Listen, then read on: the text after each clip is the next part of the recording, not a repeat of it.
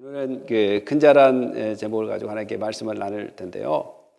제가 이제 리더십이랄지 이제 이런 공부를 이제 하다 보면 사람들은 대부분 참 리더는 섬기는 자다 막 그렇게 이야기를 합니다.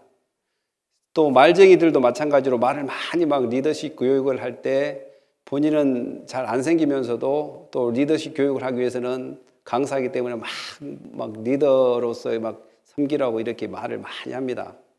이렇게 들여다보면 섬기는 것 같지 않은데도 불구하고 제가 이제 좀 획기적으로 이제 그 리더십에 대한 그 변화를 가지고 왔다는 것이 여러 가지 이제 교육을 통해서도 있겠지만 실제적으로 있었던 것이 이제 제가 2009년에 미국에 올 때 저희 애들을 학교에 갔는데 그 학생들이 이제 등교할 때 학교에 올 때 그 차들이 많이 오지 않습니까? 학교 앞에. 그러면 그 차를 어떤 분이 열심히 정리하시더라고요. 차가 이렇게 잘 접안해서 애들이 잘 내릴 수 있도록. 캘리포니아에서 이제 그랬는데, 근데 이제 나중에 알고 보니까 그 차를 잘 이렇게 안내하고 또 애들이 잘 내릴 수 있도록 아침에 일찍 나와서 그곳에 했던 분이 누구냐면 교장 선생님이에요. 교장 선생님. 거기서 내가 좀 쇼크를 받았어요. 우리가 알고 있는 교장 선생님은 검은 큰 테이블 위에 검은 뺑글뺑글 도는 의자에 앉아가지고 뭔가 창문을 바꾸면서 팔짱을 끼면서 뭔가 사색을 하면서 또 학생들 다 모여놓으면 나가서 본인은 그래 가면서 연설을 해야 될 그런 입장에 서야 될 사람이 제일 필드 최전선에서 애들을 차량의 안전을 위해서 이렇게 정리를 하고 또 두 번째로는 뭐냐면 어떠한 애들이 사고가 났거나 반에서 사고가 났을 때 그 애들을 어디로 보내냐면 선생님은 수업을 진행하고 그 문제 애들은 교장 선생님한테 보내는 거예요.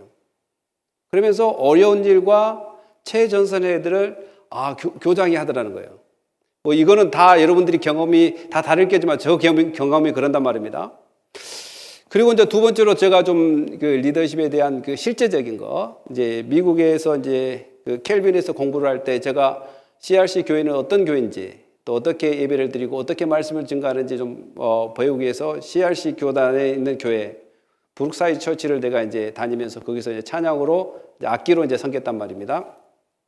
섬기면 이제 아침 일찍 6시에 나가서 주일날 아침 6시에 나가서 이제 리허설을 한단 말입니다. 악기를 리허설을 하는데 담임 목사가 이미 나와가지고 자기가 설교할 강단을 자기가 정리하고 물도 자기가 딱 가져오고 열심히 그 설교를 원고를 막 앞에서 연습을 하더라고요. 이렇게 우리 악기 하는 사람도 리허설 하는 것처럼 설교하는 사람도 열심히 하더라는 거예요.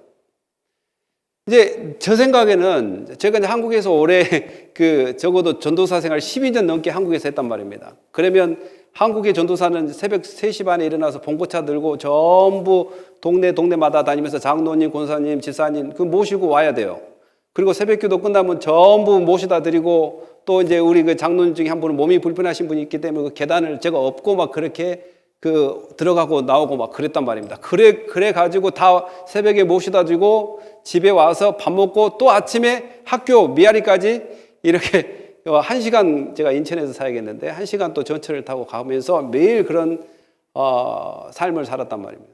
그런데 이제 보통 그렇게 한 3년, 4년이 살다 보니까 간이 안 좋아져가지고 상당히 제가 힘들었던 그런 상황을 만나게 됐는데 그 목사님은 이게 한국의 그런 상황이 이제 지금은 모르겠어요. 그 당시 제가 전도사 시절 때는 이런 말이 있었단 말입니다. 코끼리를 냉장고에 어떻게 넣냐? 코끼리를 냉장고에 어떻게 넣죠? 전도사 시키면 된다는 거예요. 전도사 시키면. 예. 그러니까 이렇게 자랐던 내가 6시에 리허설 하고 있는데 그 목사님이 직접 자기 강단 정리하고 자기 설교, 자기 먹을 물까지 다 준비하고 그러면서 또 하나의 리더십에 대한 것을 다시 한번 더 생각하게 됐습니다. 정말 어떠한 리더십이 올바른 리더십인가? 말쟁이들 그 리더십 말고 실제로 데몬스트레이션, 이게 보여준 사람들의 삶을 통해서 저는 충격을 받았죠. 그래서 저는 그 다음부터는 절대 설교 준비할 때도 내가 할 것은 내가 하고 시키는 것보다 그렇게 해야 되겠다. 그리고 교회에서 쓰레기 같은 거, 또 교회 청소하는 거 제일 앞장서서 먼저 해야 되겠다. 이제 이런 생각들이 이제 그때부터 들었습니다. 철이 좀 늦게 들었죠. 오늘 앞에 있는 그 그림을 보면 이것을 어떤 사람은 펜 밸런스라고도 이야기하고 어떤 사람은 시소라고 이야기합니다. 이 그림을 보면 여러분들이 정말 영적인 놀라운 비밀을 발견하게 될 것입니다. 사람이 이렇게 높고자 하면 어떻게 되냐면 낮은 자리로 기울어 있는 것을 볼 것이고, 작은 자가 되면 오히려 높은 자리로 이렇게 올라가 있는 이 그림을 보게 될 것입니다. 마찬가지로 오늘 예수님께서도 제자들에게 이야기를 하면서, 제자들에게 가르침을 주면서 정말 그 제자들에게 질문이 하나 있었는데, 큰 자가 누군가? 천국에서 큰 자가 누군가가 바로 제자들의 질문이었습니다. 물론 이 이야기가 진행되기까지는 그 앞전에 예수님은 죽었다가 고난받고 죽었다가 살아난다는 이런 이야기를 몇 번 그들에게 했고, 그들은 근심 중에 있으면서도 그들이 찾고 있는 것은 누가 더 높은 자리에 앉을 것인가, 누가 더 큰 자가 될 것인가, 이런 것들에 쌓여 있었습니다. 사실 마태복음 5장에서 7장까지는 산상수훈이라고 이야기합니다. 거기에서는 그리스도인들이 세상에서 어떻게 살아야 되는 것을 이야기했다면, 오늘 이 18장에 나오는 것은 그리스도인들이, 하나님 믿는 백성들이 하나님 믿는 백성들 간에 어떻게 공동체를 잘 이끌고 그 안에 하모니를 이루며 살아갈 것인가, 이제 이러한 예수님의 가르침이 오늘 이 말씀에 있습니다. 우리 한번 구절을 읽어볼까요? 1절 3절 시작. 그때 제자들이 예수께 나와 이르되 천국에서는 누가 크나이까? 예수께서 한 어린아이를 불러 그들 가운데 세우시고 이르시되 진실로 너희에게 이르노니 너희가 돌이켜 어린아이들과 같이 되지 아니하면 결탄코 천국에 들어가지 못하리라. 결탄코 천국에 들어가지 못. 도대체 어떻게 어린아이가 돼야지만이 천국에 들어갈 수 있고, 어린아이처럼 되지 않으면 천국에 들어가지 못한다라고까지 교회 공동체 안에다가 이렇게 이야기할 수가 있을까? 정말 이 본문은 학자들마다, 설교하는 목사님마다 다 다르게 이야기해요. 그리고 이 예수님께서 이 이야기를 할 때 디테일하게 써줬으면 저희들도 알아듣기가 쉬울 텐데, 너무 이렇게 간단하게 이야기해 주셔가지고 여러 가지 상상을 하게 된 이 본문이 이 설교입니다. 그런데 이제 우리가 오늘 이 말씀을 통해서 천국에서 누가 크니까, 예수께서 이 한 어린아이를 데리고 와서 이제 이걸 보고 행위 비유라고 이야기합니다. 행위. 어떤 행동을 통해서 비유를 나타내기 위해서 행위 비유를 하는데, 그 어린아이를 이렇게 데리고 옵니다. 사실 어린아이는 파이디온이라고 이야기했는데, 그 성경에서는 두 가지 그 헬라어의 그 어린아이 그 언어가 두 개 있어요. 하나는 테크논, 하나는 파이디온이라고 이야기합니다.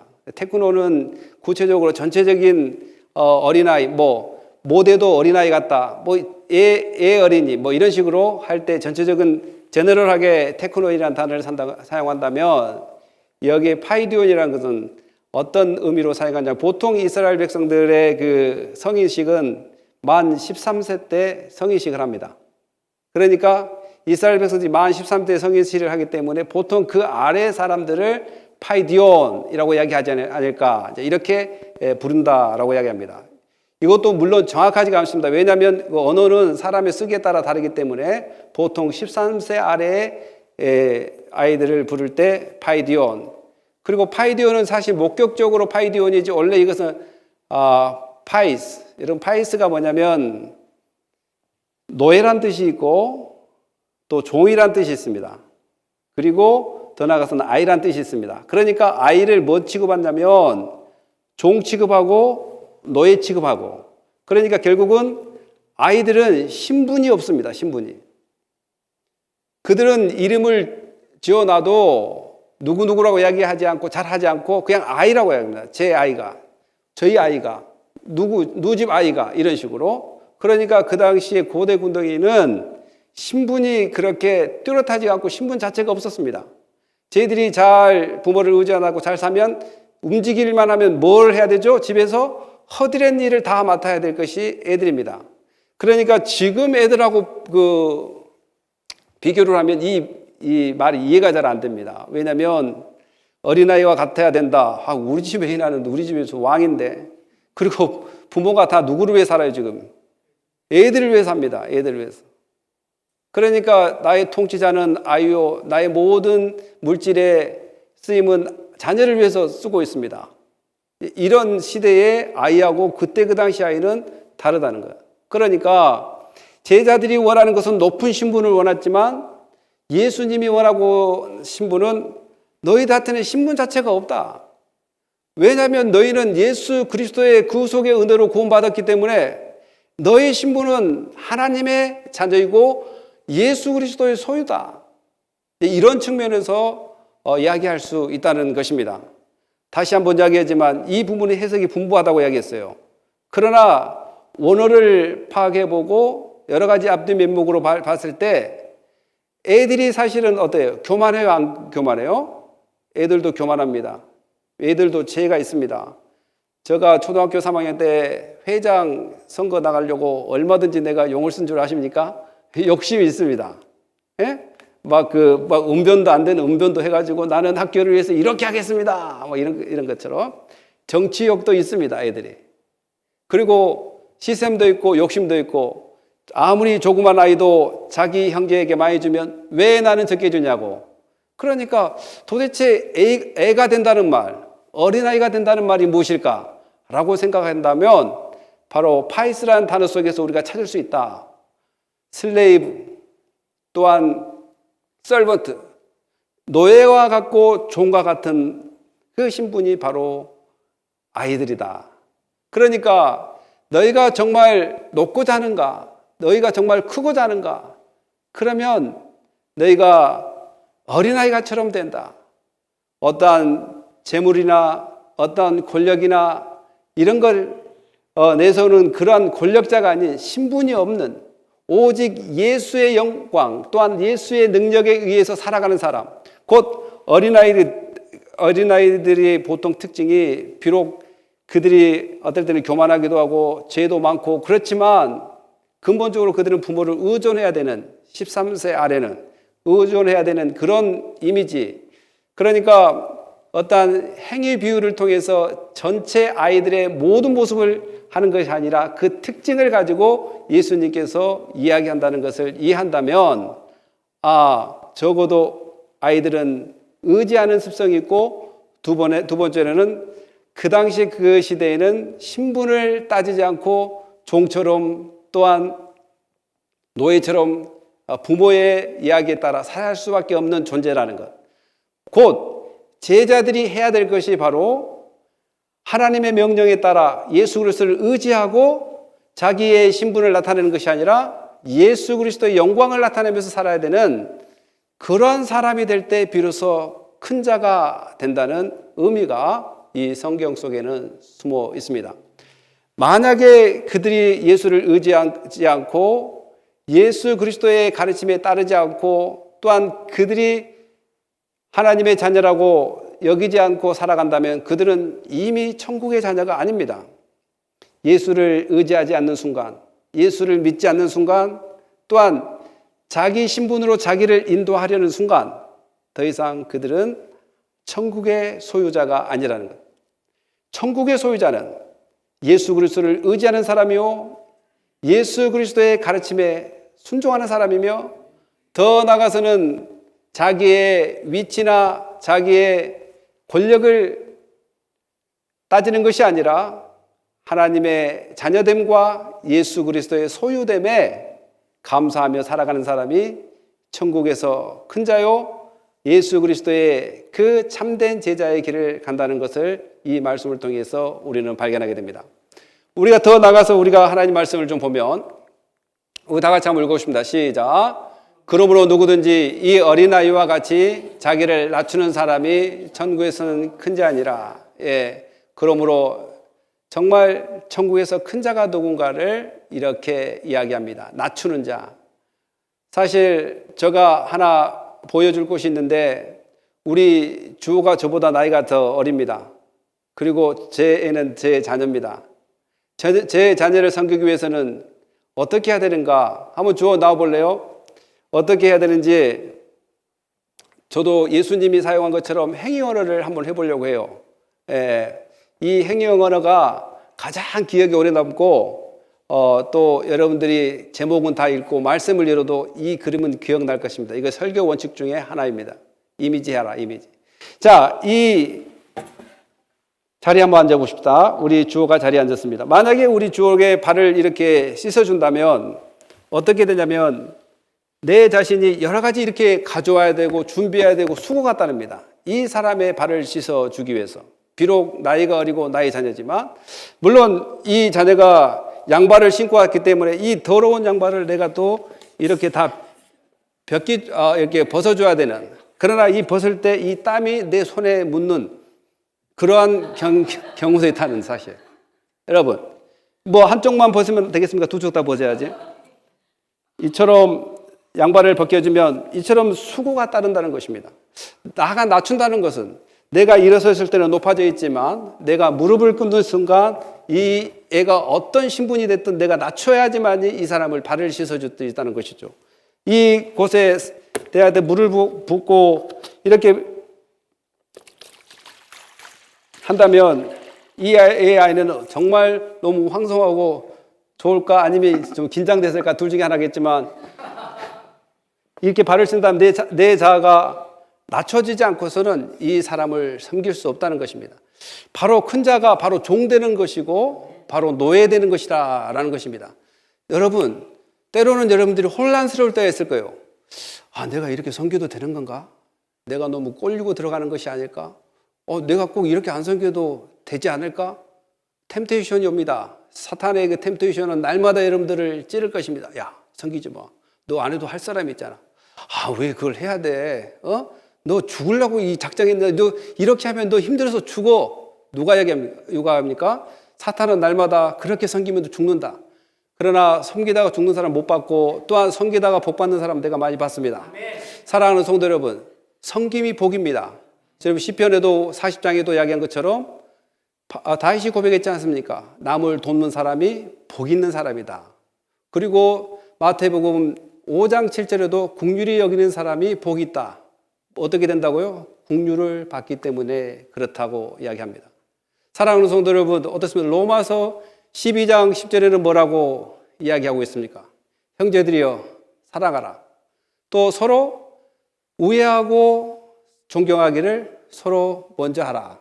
라고 바울은 로마서 12장 10절에서 이야기한 것처럼 오늘 우리가 하나님의 백성으로서 예수 그리스도의 제자로서 믿는 사람으로 살아갈 때 사탄을 섬기지 마. 그러다 너 죽는다. 라고 이야기하지만 예수님께서는 네 자신을 낮춰서 섬겨야 된다. 네 손이 더러워진다 할지라도 이렇게 상대방의 발을 씻어주고 이렇게 하는 것이 섬김의 기본이라는 것을 예수님께서는 그의 제자들의 발을 씻어주면서 보여주었습니다. 사랑하는 성도 여러분, 오늘 우리가 그의 제자라면 어떻게 해야 되겠습니까? 예수님을 따라가는 것이 현명한 길이고 예수님을 따라가는 길이 복받는 길입니다. 한국의 유명한 목사님 중에 한경직 목사님이 있습니다. 한경직 목사님께서 목사님들이 여럿이 모였는데 거기에서 했던 말이 하나 생각나는 것이 뭐냐면, 여러분, 그분이 나이가 이제 많이 들어서 목회자 세미나하는 가운데 이야기한 것이 뭐냐면 예수 믿으십시오. 예수 믿으십시오. 아니, 전부 예수 믿고 목회자 돼가지고 설교하신 분들에게, 그 모이는 목사님들에게 뭐 믿으라고요? 예수 믿으십시오. 예수 믿으십시오. 우리가 의외로 성경을 읽고 신앙생활을 하지만 예수님을 따라가지 않습니다. 예수님이 우리의 모델이 돼야 되는데, 예수님께서 어떻게 하셨는가가 우리가 따라가야 될 길이 돼야 되는데, 전혀 예수님이 어떻게 하셨는가라는 그러한 그 묵상보다는 이럴 때 예수님이 어떻게 하셨을까? 예수님이 어떻게 하기를 원하실까? 이것을 따지는 것보다 우리는 막연하게 성경을 가르치려고만 하는 때가 상당히 많이 있다는 것입니다. 그래서 그 예수 믿으라는 것은 예수님을 따르라는 것입니다. 십자가를 져야 된다, 너희들이. 그것이 생명이고 그것이 섬김의 기본 자세고 그것이 바로 복받는 길이다 라는 이야기를 그분이 이야기하는 것을 저는 생각하고 있습니다. 사랑하는 성도 여러분, 오늘 이 어린아이처럼, 고마워, 들어가요. 땡큐. 어린아이처럼 정말 종이 되지 않고 또한 노예가 되지 않는 것, 더 나아가서는 예수님이 이야기한 것처럼 낮추지 않은 것, 자기 자신을 무릎 꿇지 않는다는 것, 이것은 섬김의 기본 자세를 우리는 잃어버렸다는 것입니다. 야, 발 씻어. 그냥 그렇게 손가락으로 목회하거나 손가락으로 하나님의 말씀을 가르치고 한다면 그 누가 듣겠습니까? 제발 show me, 제발 보여줘. 어떻게 해야 되는지 보여달라. 어떻게 예수님을 따라가야 되는지 목사님 좀 보여주십시오. 말로만 말고 실제로 좀 보여주십시오. 그래서 제가 늘 회개합니다. 하나님, 제가 보여줘야 되는데, 데몬스트레이션을 해야 되는데 손가락으로 말로만 하고 있지 않습니까? 예수님은 실제로 발을 씻고 예수님은 실제로 겸손의 모습을 보여줬는데, 사랑하는 성도 여러분, 이렇게 사람이 끝이 되매 무사람이 섬기는 자가 되어야 하리라 마가복음 9장 30절도 똑같은 맥락에서 이 이야기를 했던 것입니다. 사랑하는 성도 여러분, 더 이상 마귀의 음색에 귀를 기울이지 마십시오. 섬기는 것 힘든 것이다. 섬기는 것은 너가 죽으려고 작정하는 것이다. 섬기는 것은 손해본 것이다. 세상에도 많은 사람들이 예수를 안 믿지만 도네이션도 하고 섬기고 좋은 일을 하는 사람도 많이 있다면, 예수 그리스도를 믿고 있는 사람들, 또 예수님이 그렇게 원하는 그 바람을 우리가 이루지 못한다면 어떻게 우리가 예수님의 제자라고 이야기할 수 있고 예수 믿는 사람이라고 이야기할 수 있겠습니까? 물론 믿음의 정도는 각각 차이가 있을 것입니다. 그러나 근본 믿음의 방향은 예수 그리스도가 되어야 됩니다. 예수 그리스도가 남을 위해서 헌신한 것처럼, 희생한 것처럼 이렇게 우리는 해야 될 것입니다. 그래서 5절에 이렇게 기록되어 있습니다. 우리 다 같이 한번 5절 읽어볼까요? 시작. 또 누구든지 내 이름으로 이런 어린 아이 하나를 영접하면 곧 나를 영접함이라. 사랑하는 성도 여러분, 이 어린아이 하나를 영접하는 것이 곧 예수님을 영접하라는 것입니다.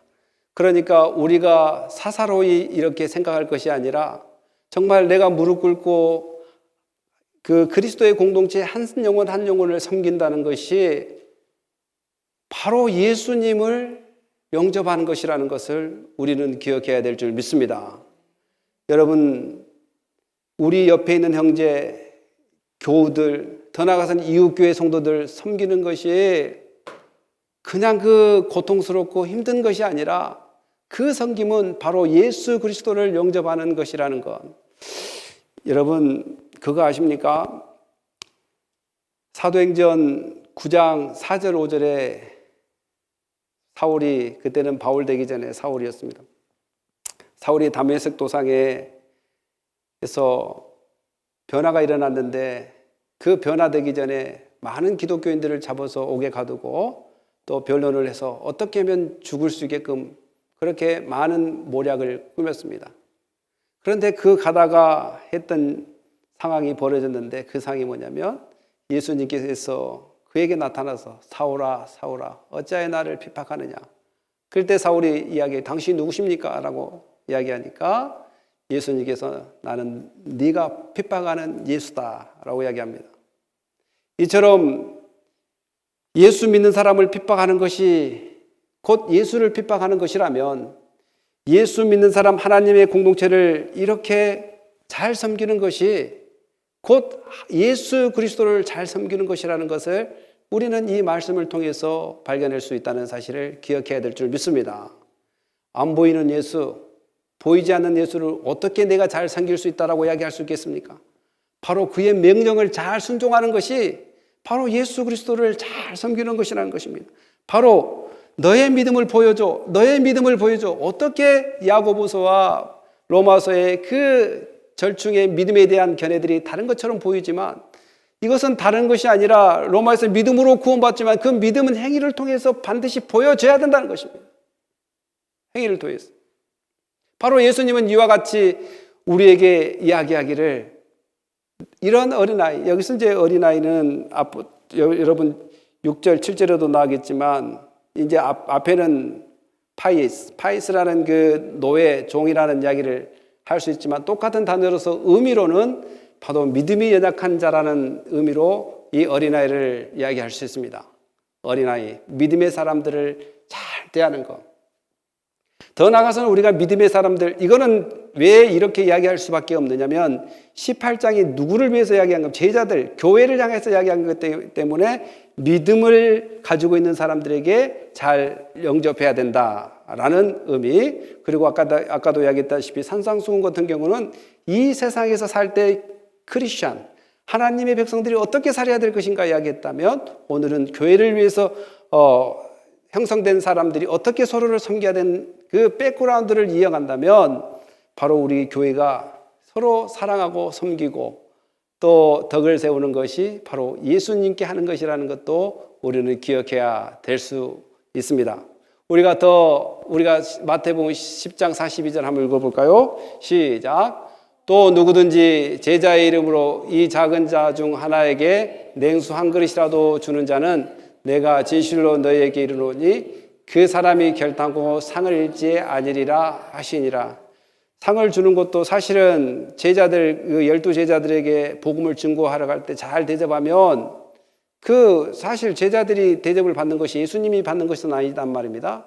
그러나 예수님은 그 제자들과 함께함으로 또 그들은 예수 그리스도의 영광을 위해 살아가고 예수 그리스도의 복음의 사명을 가지고 있는 사람이므로 그들을 잘 대하는 것이 곧 예수 그리스도를 잘 대접하는 것이라는 것입니다.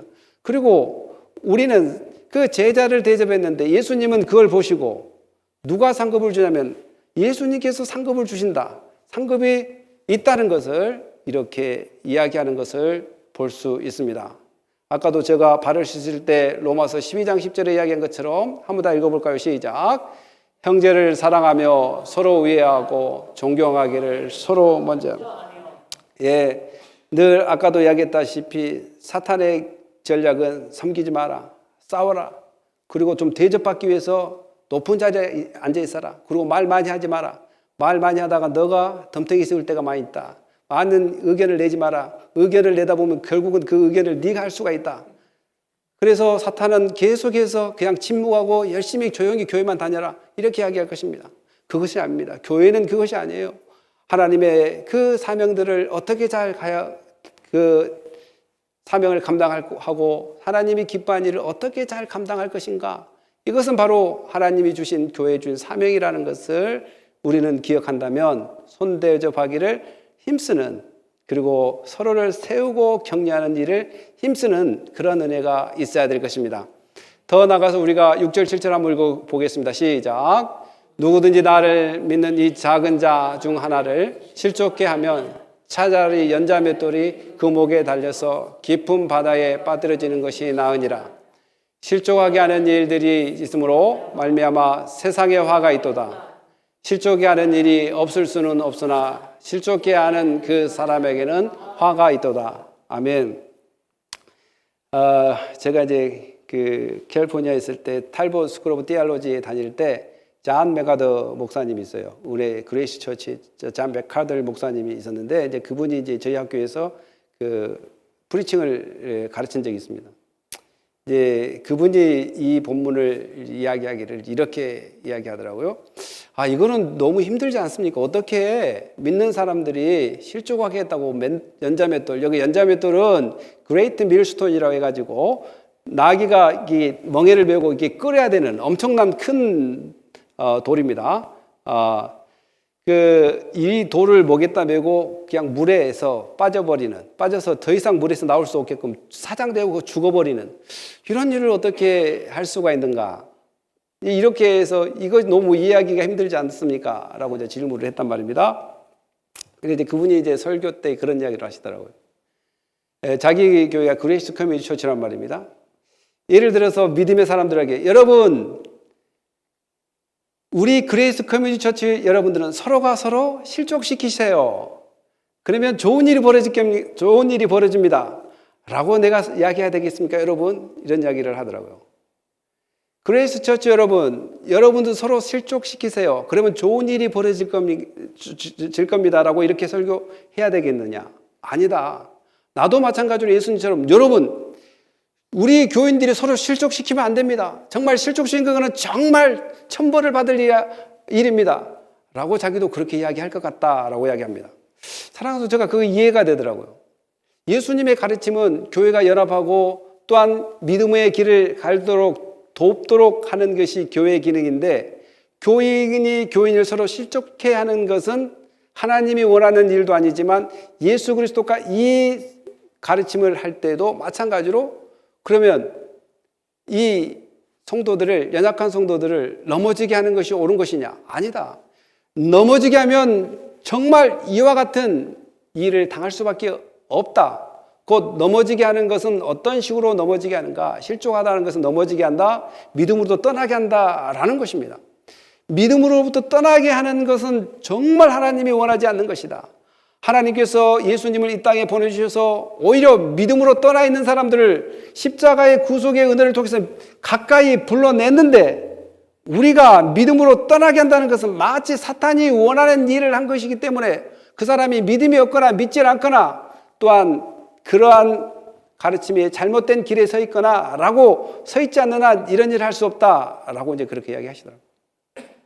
사랑하는 성도 여러분, 실족해 하는 일이 있다. 맷돌을 메고 그 목에 깊은 바다에 빠져 죽어야 된다라는 것은 이걸 보고 강한 티칭이라고 하는, 강한 스트롱 티칭. 그러니까 이그제저레이션, 이것을 통해서 너희가 이렇게 하면 안 된다는 것을 더욱더 강하게 나타나기 위해서, 너희가 이 실족해 하는 것이 얼마나 안 좋은 일인지 이것을 강하게 티칭하기 위해서 썼다라고 이제 그렇게 이야기하시더라고요. 사랑하는 성도 여러분, 우리가 자녀들을 교육할 때 이건 너 하지 말아야 될 것을 하지 말라고 이야기할 때도 우리도 이런 것 보통 다 하죠. 너 이러면 죽어? 너 이러면 죽어? 아니, 별것도 아닌 건데 내가 냉장고에 아이스크림 열어놨으니까 먹지 마, 그거. 그때 쥐약 발라놨어. 이렇게 옛날에 이런 식으로 어머니들이 우리한테 얼마나 이렇게 겁을 줬습니까? 꼭 먹지 말게. 그럼 목적이 뭡니까? 쥐약 먹고 죽으라는 데 목적이 있는 것이 아니라 그것을 먹지 말라는 데 목적이 있다는 것이죠. 곧 오늘날 교회 안에서 실족을 시키지 말라는 데 목적이 있다는 거죠. 그러니까 실족은 두 가지 측면이 있어요. 인다이렉트와 다이렉트가 있어요. 간접적인 목적이 있습니다. 그래서 내가 하고 싶어서 했던 것이 어떻게 사람에게 비춰져서 그 사람도 간접적으로 따라올 수 있는 기능이 있습니다. 그리고 직접적으로 너 뭘 기도를 해, 뭘 말씀을 봐, 교회 나오기 싫으면 집에서 편히 좀 있는 것도 괜찮지. 아니, 왜 자기가 말씀을 만드냐 이거죠. 다이렉트로 그 사람의 믿음으로 떠나게 하는 것이 직접적인 실족해 하는 것이라면 감접적인 실족도 있다. 한번 읽어볼까요? 고린도전서 8절 9절 시작. 그런즉 너희 자유가 믿음이 약한 자들에게 걸려 넘어지게 하는 것이 되지 않도록 조심하라. 야, 우상의 그 제물, 우상을 섬길 때 드리는 그 제물을, 그 음식을 사실 귀신이 와서 먹는 것도 아니고 우상이 와서 먹는 것도 아니지만 너희가 먹어도 괜찮다. 먹어도. 이제 그 고린도 교회, 제가 고린도를 한번 가보니까 거기에 수많은 우상의 그림들이 있더라고요. 그리고 신전도 상당히 많이 있고 지금 남아있는 그 터가 거기에 얼마나 그 지역에 우상이 많이 있었으면 그 여사제들이 2,000명이 넘는 여사제들이 그 당시에 활동을 했고, 또 고린도는 뭐예요? 이태리와 그 소아시아에 이어주는 그 유럽 지역에 속하지만 아덴, 또 그리스 아덴하고 한 1시간 반에 차로 가면 거리인데, 거기에 많은 항구의 도시이기 때문에 항구의 도시의 특징이 뭐예요? 창녀가 많고 여러 가지 우상이 교류가 되고 또 문화가 교류가 되어 혼잡한 곳이 바로 이곳이단 말입니다. 그래서 그러한 우상을 섬기고 드렸던 그 음식을 먹어도 되느냐? 바울의 이야기가 먹어도 되지만 행여나 그 너희 자유를 가지고 먹는 그 자유 때문에 연약한 사람이 넘어질까 봐 조심해야 된다. 이것이 이제 간접적인 실족을 하게 하는 것입니다. 우리가 신앙생활을 하다가 나는 좋아요. 나 이렇게 살아도 된다. 저렇게 살아도 된다. 그렇지만 나와 같이 구성하고 있는 공동체가, 교회 공동체가 행여나 나의 이 자유로운 모습을 보고 그들도 믿음에서 점점 떠날 수 있기 때문에, 아니 본인은 어떠한 개념이 있어서 그렇게 행동한다 할지라도 남이 볼 때는 개념이 잡히지 않는 사람이 볼 때는 저렇게 해도 되는가 보다라고 생각해서 오히려 믿음에서 떠나게 하는 경우가 있다는 것을 조심하라라는 것입니다. 사랑하는 성도 여러분, 여러분 어떻습니까?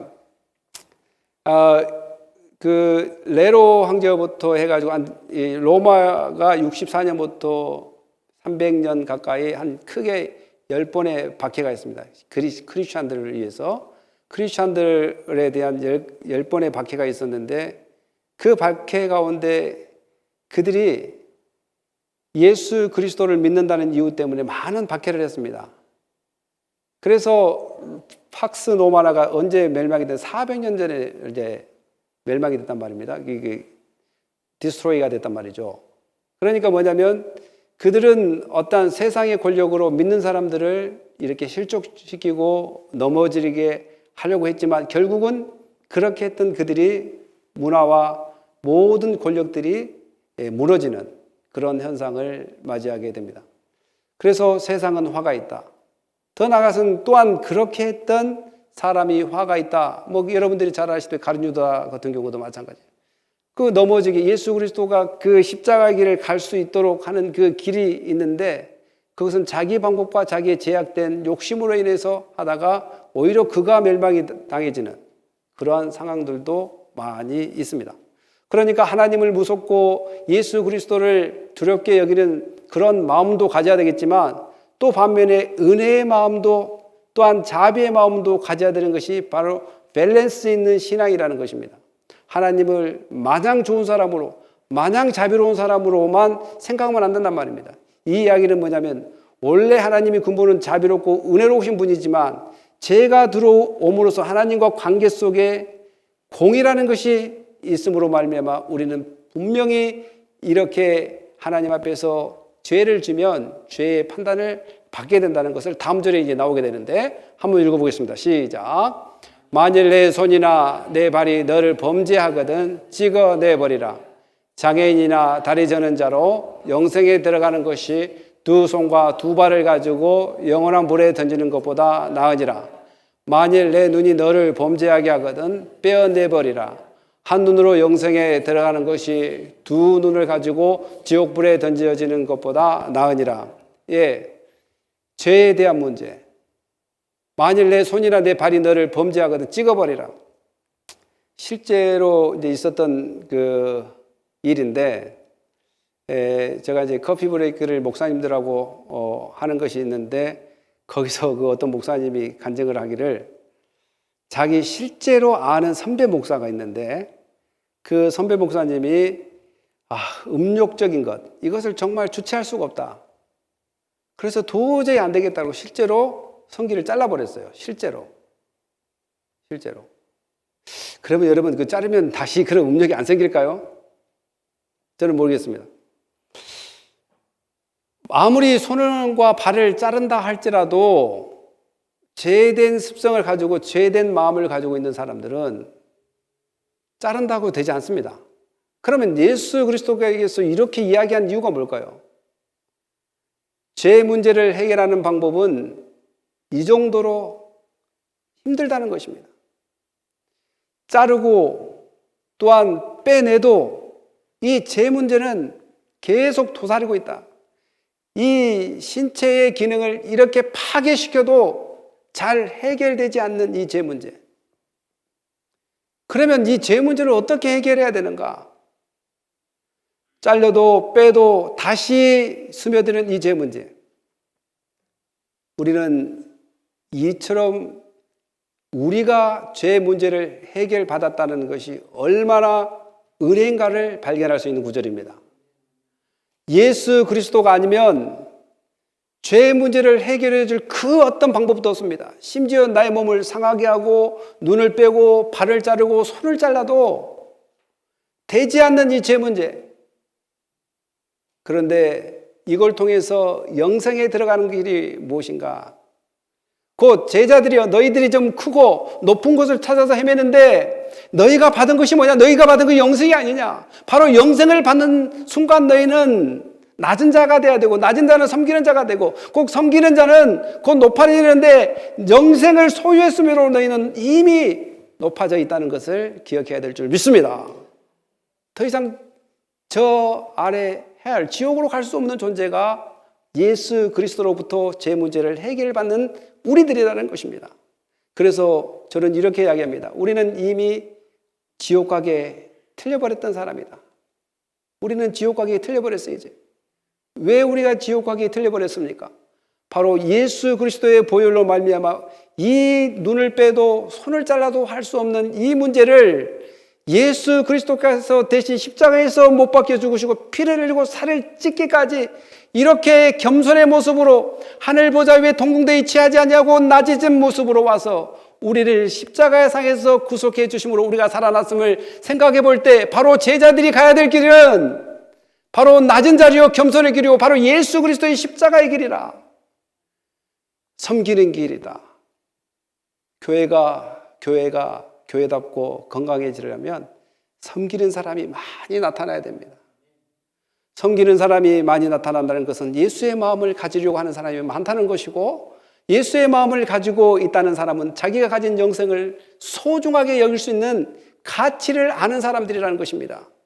내가 가지고 있는 영생의 소유가 정말 가치 있고 존귀하게 여긴다면 우리는 그 영생을 주신 예수 그리스도의 그 본을 받아서 십자가의 길뿐만 아니라 섬김의 길, 낮은 자리, 소한 봉사의 자리, 영접의 자리로 갈 것입니다.